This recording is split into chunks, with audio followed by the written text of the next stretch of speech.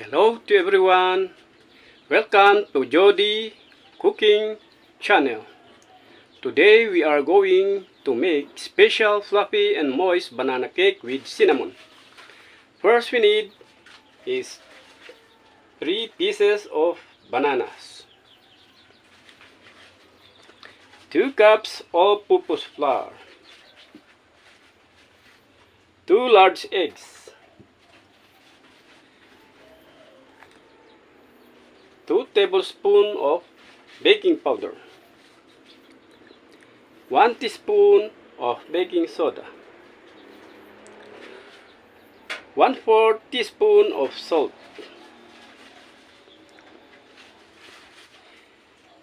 vegetable oil 1/2 cup, and 1 cup of brown wash sugar, and 1 teaspoonful of vanilla flavor, 2/3 cup of water, and the cinnamon powder. First, we smash the bananas.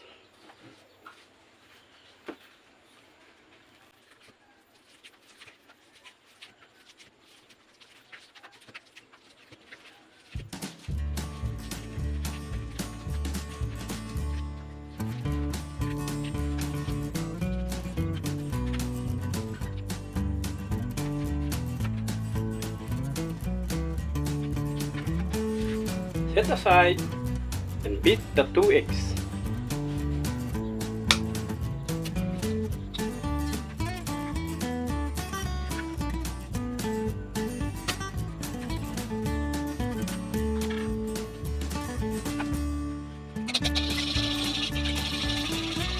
Pour the oil,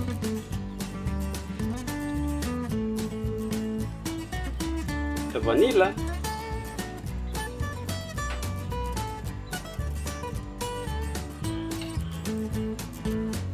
then the sugar, also the salt. Mix well until combined.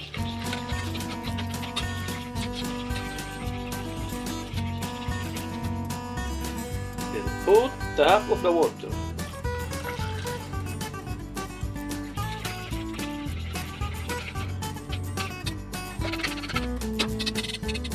Then shift the flour.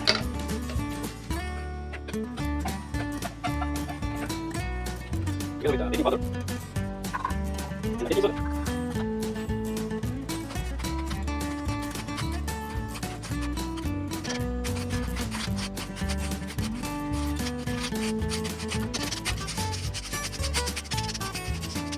Then mix well until combined.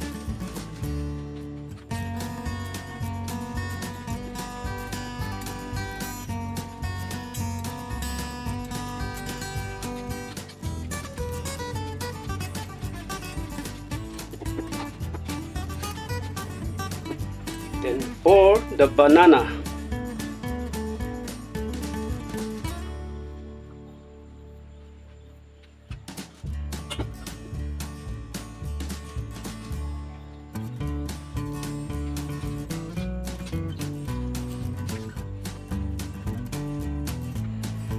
Then add the cinnamon powder.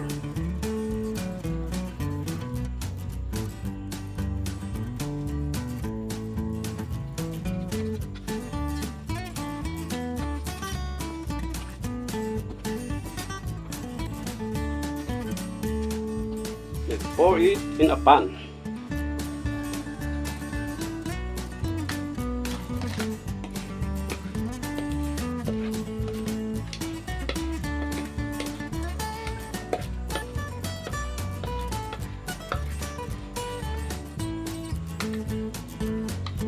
Tap it 3 times to remove the bubbles.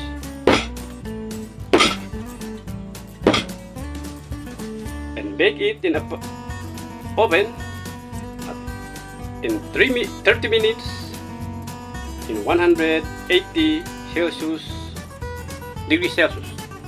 Now here comes the special fluffy and moist banana cake with cinnamon. So delicious. Very soft.